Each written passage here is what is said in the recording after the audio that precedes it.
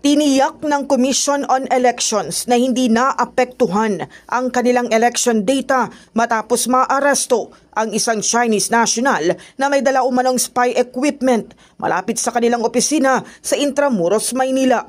Ayon kay COMELEC Chairman George Erwin Garcia, walang election data na nakaimbak sa kanilang main office at wala ring nakitang anumang disturbance sa kanilang mga voters list.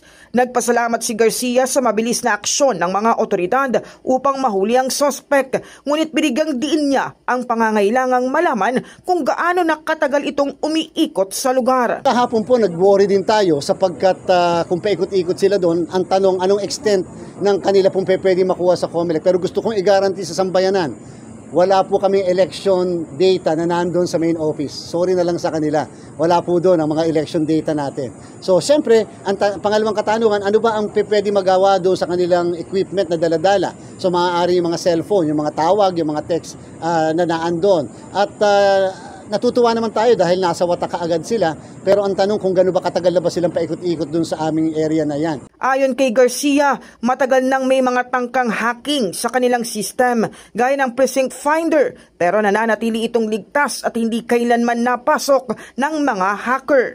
Tiningnan po namin yung mga systems namin, yung mga list of voters natin, etc. na meron sa COMELEC. Maayos naman po, wala po tayong nakita na any disturbance doon po.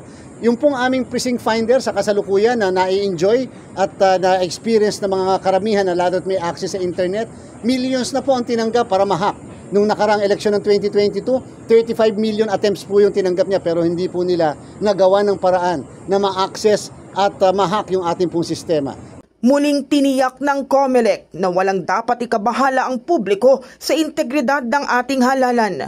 Patuloy umano nilang binabantayan at pinapangalagaan ang bawat datos para sa isang malinis at mapagkakatiwalaang eleksyon. Sa ating po mga kababayan, huwag po kayong maglala. Kahit po yung ating sistema na ipapatupad sa darating na eleksyon, hindi po nila kayang ma-impluwensya magawa ng paraan yan. Sapagkat ang bawat mga makina namin ay independent, ibig sabihin yan po mga makina yan ay pwedeng gumana ng hindi nakasaksak sa kahit na ano. Hindi siya pwede ma-interrupt ng transmission sapagkat bago mag-transmit ng result, nakapag-imprenta na ng mga election returns. In the heart of changing lives, ako si Brigada Kath Austria ng 105.1 Brigada News sa Manila, The Music and News Authority.